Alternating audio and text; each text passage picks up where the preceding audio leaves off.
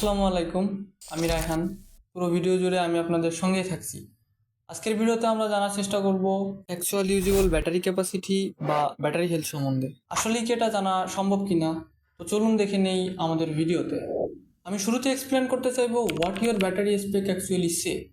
আমরা প্রায় বলা করি আমাদের স্মার্টফোনের ব্যাটারি ক্যাপাসিটি 5000 মিলি অ্যাম্পেয়ার, 6000 মিলি অ্যাম্পেয়ার বা 7000 মিলি অ্যাম্পেয়ার। কিন্তু এটা আসলে মিলি অ্যাম্পেয়ার না, এটা হচ্ছে মিলি অ্যাম্পেয়ার আওয়ার। অর্থাৎ আপনার ফোন যদি 5000 মিলি অ্যাম্পেয়ার কারেন্ট কন্টিনিউয়াসলি ড্র করতে থাকে তাহলে সে 1 ঘন্টা চলতে পারবে এবং 1 ঘন্টা পরে আপনার ফোনটি শাটডাউন হয়ে যাবে। আপনার ফোন আসলে কতটা পাওয়ার নেয় এটা ডিপেন্ড করে প্রসেসরের টিডিপি এর উপরে, স্ক্রিন ব্রাইটনেস এবং ব্যাকগ্রাউন্ডে আপনি কি অ্যাপস ইউজ করছেন এবং সর্বশেষে আপনার ব্যাটারি সেফ ডিসচার্জ ক্যাপাবিলিটির উপরে। আপনার ফোনের প্রসেসর যতই পাওয়ার এফিসিয়েন্ট হোক না কেন এবং আপনি যতই কম ফোন ব্যবহার করেন না কেন, দিন শেষে ব্যাটারি তার চার্জ ধরে রাখার ক্যাপাবিলিটি হারাবে, because it's all about chemistry. ধরে নিন নতুন অবস্থায় আপনার ফোনের চার্জ ধরে রাখার ক্ষমতা 4900 মিলি অ্যাম্পিয়ার আওয়ার এবং আপনি যখন এটা 1-2 বছর ব্যবহার করবেন তখন সেটা গিয়ে দাঁড়াবে 4500 বা 4300 মিলি অ্যাম্পিয়ার আওয়ার। কিন্তু আপনি আগের মতোই আপনার ব্যাটারি ফুল চার্জ করতে পারবেন, কিন্তু ব্যাকআপ আগের থেকে কম পাবেন। আমরা যেহেতু ইউজড ফোন নিয়ে কাজ করছি সেজন্য আমাদের ব্যাটারির অ্যাকচুয়াল ক্যাপাসিটি বা ব্যাটারি হেলথ জানা খুবই জরুরি। So let's try to find out that. প্রত্যেক মডার্ন স্মার্টফোনেই ইনস্ট্যান্টেনিয়াস কারেন্ট ড্র মেজারমেন্ট করার জন্য আসলে দুই ধরনের আইসি থাকে। একটা হচ্ছে ফুয়েল গজ আইসি এবং অন্যটা পিএমআইসি। ফুয়েল গজ সেন্সর সাধারণত ব্যাটারির ইন্টিগ্রেটেড পিসিবি এর মধ্যে অথবা পিএমআইসির মধ্যে এবং কিছু কিছু সময় অনবোর্ড ফোল্ডার অবস্থায় পাওয়া যায়। ফুয়েল গজ ড্রাইভার সাধারণত ফুয়েল গজ সেন্সর থেকে ডাটা কালেক্ট করে লিনাক্স কার্নেলের কিছু ভার্চুয়াল সিস্টেমের মধ্যে এটাকে এক্সপোজ করে। আমরা যদি এই ডাটাগুলো কম্পিউটার দিয়ে রিড করতে পারি এবং ইন্টিগ্রাল ক্যালকুলাস দিয়ে এটাকে অ্যানালাইজ করতে পারি তাহলে আমরা ব্যাটারির এস্টিমেটেড ক্যাপাসিটি জানতে পারবো।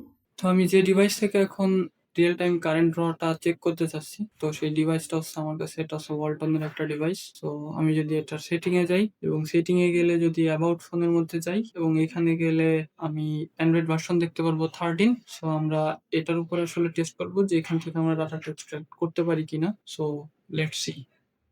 তো আমরা আমাদের ডিভাইসটা ইউএসবি কানেকশন দিয়ে কানেক্ট করে নিছি, বাট এখন হচ্ছে আমাদের দেখার পালা যে আসলে এডিবির সাথে এটা কানেক্ট হয়েছে কিনা। So let's check ADB devices. Yes, এটা লিস্ট অফ ডিভাইস অ্যাটাচডের মধ্যে আসছে। সো এখন আমরা এই ডিভাইসের শেলের মধ্যে এন্টার করব। So the command is ADB shell. Okay, so এখন আমাদের কারেন্ট নাও ফাইল থেকে আমরা ডাটাটা রিড করতে চাচ্ছি। So command is cat sys/class/power supply/battery/current now. ওকে,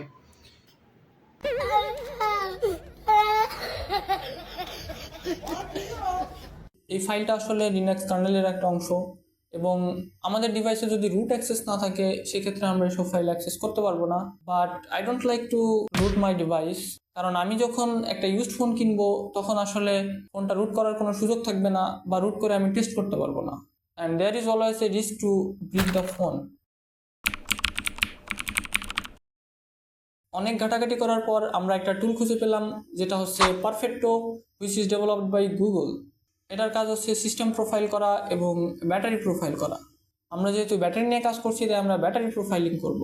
তো আমরা ফার্স্ট টেস্ট রান করানোর পরে আসলে এই ডাটাগুলো দেখে কিছুই বুঝতেছিলাম না, তাই ভাবলাম এটার একটু ডকুমেন্টেশন পড়ে আসা যায়। তো আমি আছি এখন পারফেক্টো ডক্সের মধ্যে এবং এখানে আসলে অ্যান্ড্রয়েড ডাটা সোর্সের আন্ডারে একটা ডকুমেন্টেশন আছে, সেটা হচ্ছে ব্যাটারি কাউন্টার্স অ্যান্ড রেলস। এবং এখানে যদি আমি যাই তো এখানে আসলে আমাদের একটা প্যারাগ্রাফ হেডিং আছে, সেটা হচ্ছে measuring charge while plugged on USB. এখানে বলছে battery counters measure the charge flowing in and out of the battery. If the device is plugged to USB cable, you will likely observe a positive instantaneous current and an increase of the total charge, denoting the fact that charge is flowing in the battery rather than out. Obviously, কারণ আমি যদি এই টেস্টটা আসলে USB দিয়ে চালাই তবে USB ultimately আমার ফোনকে চার্জ করতেছে, তো সেখানে আমার ব্যাটারির তো একটা চার্জ আছে এবং ইউএসবি যে চার্জটা পুশ করতেছে সব মিলে আসলে একটা হিউজ অ্যামাউন্ট কারেন্ট দেখাবে। সো এই কারণে তারা বলছে this can make measurement in lab setting problematic we know work count for this আর। সো এটার জন্য আসলে তারা কি ফিক্স গুলো বলছে সেটা হচ্ছে using specialized USB hub that allow to electrically disconnect the USB ports from the host side, this allow to effectively disconnect the phone while test are running. তো এরকম স্পেশালাইজড হাব আসলে কোথায় পাবো আমি জানি না, আমি অনলাইনে ঘাটাঘাটি করছিলাম বাট এরকম কিছু পাইনি। এরপরে আরেকটা ফিক্স বলছে সেটা হচ্ছে on rooted phone the power management IC drives allow to disconnect the USB charging while keeping the USB data link active. And again the same problem and we failed again. শেষে আমরা চেষ্টা করলাম কিছু third party app, আমরা ব্যবহার করলাম AWCCU battery.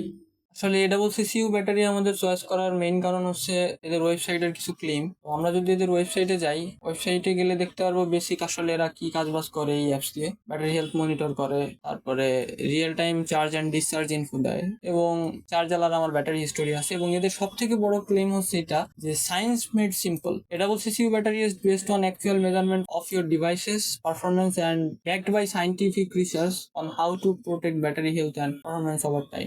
এখন আমাদের দেখার পালা how scientific is that. Okay, let's see. এখন আমাদের টেস্টের জন্য সবকিছু রেডি, তো আমরা টেস্টটা রান করব। সো আমি যাচ্ছি ফাইলসে, এবং ফাইলসে গেলে আমার অ্যাপসগুলো ডাউনলোড করা আছে, এখানে downloads and AWCCU battery install, এবং এটা ইনস্টল হয়েছে। এখন এটা ওপেন করব। ওপেন করার পরে এখানে ওদের ইন্টারফেসে যা যা শো করার করতেছে, ওরা বলতেছে ক্যালিব্রেশন কমপ্লিটেড, তার মানে আমার এই ডিভাইসটা ওরা প্রোফাইলিং করতে পারবে। So finish. অ্যান্ড এখানে একটা সিগন্যাল আসছে, সেটা হচ্ছে AWCCU battery may be killed in the background because of the battery optimization which can cause missing data. Okay, click here to resolve, open app setting, and here is our battery and that is unrestricted. So এখন আমরা টেস্টটা run করাবো হচ্ছে মূলত 100% থেকে। টেস্টটা run করানোর জন্য আমি অ্যাপসটা ওপেন করতেছি, এবং এখানে ডিসচার্জিং ডাটাগুলো যদি আমি দেখি, এখানে রিয়েল টাইম ডিসচার্জ ডাটা দেখাইতেছে 134 মিলি অ্যাম্পিয়ারের মতো রিয়েল টাইম ড্র দেখাইতেছে, এবং বাড়তেছে কমতেছে। সো আমি ফ্ল্যাশ লাইটটা অন করে দিব, এবং মোবাইল ডাটাটা অন রাখবো, এবং লোকেশনটা অন রাখবো, এবং এটা 600 milliampere 657 milliampere spike করছে, এবং ইটস নাও 591। এখন আমার ডিভাইসটা যাতে হিট না হয় সেজন্য আমরা আমাদের কুলিং প্যাডটা স্টার্ট করে দিব। তো স্টার্টেড আওয়ার কুলিং প্যাড, এবং দেখা যাক আসলে এটা কতটুকু পাওয়ার ড্র মেজারমেন্ট করতে পারে, আর কতটুকু পাওয়ার ড্র করছে, এবং সেটা নোটিফিকেশন প্যানেলে দেখা যায়। এবং ইউটিউবে যা একটা লং টাইম ভিডিও চালাই দিব, এবং ফুল স্ক্রিন করে মোবাইলের স্ক্রিন ব্রাইটনেস ফুল করে দিতেছি যাতে চার্জ আরো বেশি যায়। So here is the thing, এবং এটাকে 1080p তে রান করবো। যদিও এই ফোনের প্রসেসরটা পাওয়ারফুল না, এটা 720p সাপোর্ট করতেছে, সো 720p তে আমরা এভাবে রেখে দিব। দেখা যাক পরবর্তীতে কতটুকু পাওয়ার ড্র করে এটা। এখানে যে স্ক্রিনশটটা দেখতে পাচ্ছেন এটা হচ্ছে আমার টেস্টের রেজাল্ট। তো এখানে রেজাল্টটা দেখাইতেছে showing session from 2:56 PM to 8:07 PM, almost 5 hours. তো 5 আওয়ার্স আমার ফোন ইউজে 0 মিনিট ছিল হচ্ছে ডিপ স্লিপে, 99.0% সময় স্ক্রিন অন ছিল, এবং এখানে তারা এস্টিমেটেড একটা ক্যাপাসিটি দেখাইতেছে 3795।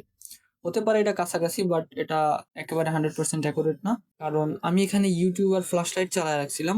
ফ্ল্যাশ লাইট জ্বালায় রাখার পরে আসলে ফ্লাকচুয়েশনটা একটু কম হয়েছে, এবং আমি যদি র্যান্ডম কোনো কাজ করি, র্যান্ডম কোনো অ্যাপ্লিকেশন ইউজ করি, তাহলে কারেন্টের ফ্লাকচুয়েশন একটু বেশি দেখা দেবে, এবং কারেন্ট ফ্লাকচুয়েশন যত বেশি দেখা দেবে রেজাল্ট তত বেশি ইনঅ্যাকুরেট হতে থাকবে। এখন প্রশ্ন, আমাদের ফোন যদি রুট করা থাকতো এবং আমরা যদি কারেন্ট নাও ফাইল থেকে ডাটা রিড করতে পারতাম, তাহলে কি আসলেই আমরা এস্টিমেটেড ব্যাটারি ক্যাপাসিটি বের করতে পারতাম কিনা? তখন সব থেকে বড় চ্যালেঞ্জ হতো ডাটা রিড করা, কারণ ফুয়েল গজ ড্রাইভার যখন ফুয়েল গজ সেন্সর থেকে ডাটা কালেক্ট করে এবং লিনাক্স কার্নেলের মধ্যে এক্সপোজ করে, এখানে 100 থেকে 200 মিলি সেকেন্ডের একটা ডিলে পাওয়া যায়। আমরা যেহেতু ফোন থেকে ডাটা কম্পিউটারে রিড করব, সেক্ষেত্রে আমাদের একটা মাধ্যম দরকার, হতে পারে সেটা ওয়্যার্ড এবং হতে পারে সেটা ওয়্যারলেস। আমরা যখন ইউএসবি কেবল দিয়ে ফোনটাকে কম্পিউটারের সাথে কানেক্ট করব, তখন ফোনটা আলটিমেটলি চার্জ হবে, তখন ফুয়েল গজ সেন্সর চার্জিং ডাটাগুলো আমাদেরকে শো করবে, বাট আমাদের দরকার ব্যাটারি ডিসচার্জ ডাটা। সো আমরা এটাকে যদি ওয়্যারলেসলি কানেক্ট করি, সেক্ষেত্রে এখানেও আমরা আলাদা 200 থেকে 300 মিলি সেকেন্ডের একটা ডিলে পাবো, অর্থাৎ 1 সেকেন্ডে আমি সর্বোচ্চ 2টা থেকে 3টা ডাটা পুল রিকোয়েস্ট দিতে পারবো, এবং তখন আমাদের গ্রাফটা দেখতে কিছুটা এমন হবে, এবং এখানে আমাদের স্যাম্পল কম থাকবে। তাই আসলে ইন্টিগ্রাল ক্যালকুলাস আমাদেরকে খুব বেশি একটা হেল্প করতে পারবে। রুট অ্যাক্সেস থাকলে কার্নেল লেভেলের কিছু ফাইল থেকে সরাসরি ডাটা রিড করা যেত, কিন্তু সফটওয়্যার বেসড এই মেজারমেন্ট সবসময় সঠিক হয় না, কারণ ক্যালিব্রেশন এরর, করাপ্টেড স্ট্যাটিস্টিক্স এবং এই ডাটাগুলো আসলে ম্যানিপুলেট করা যায়। যেমন আমরা আইফোনের ক্ষেত্রে দেখে থাকি 80% ব্যাটারি হেলথের একটা ফোনকে 100% করা হয়, সেখানে ফুয়েল কস্ট ডাটাই রিরাইট করা হয়। সত্যিকার অর্থে ব্যাটারি হেলথ চেক করার একমাত্র ভরসাযোগ্য পদ্ধতি হচ্ছে ব্যাটারিটিকে ডিভাইস থেকে খুলে আনা এবং ফিজিক্যাল কোনো টুলস দিয়ে সেটা চেক করা। বিভিন্ন ধরনের টুলস দিয়ে এটা আপনি চেক করতে পারবেন, যেমন জেকেই ইবিসি A20 এবং DL24P ব্লুটুথ ডিসচার্জ টেস্টার। বাংলাদেশে এগুলোর দাম প্রায় 10 থেকে 20,000 টাকা এবং সাধারণ ইউজারদের এটার কোনো প্রয়োজনই নেই। আমরা যখন এক্সট্রিম লেভেলে ফোন টেস্ট করা শুরু করব তখন আমরা এসব টুলস দিয়ে ব্যাটারি টেস্ট করব, because we are extreme tester. আমাদের কন্টেন্টটি যদি আপনাদের কাছে কোয়ালিটি কন্টেন্ট মনে হয় তবে আমাদের গ্রো করতে হেল্প করবেন, অ্যান্ড উই আর ডান।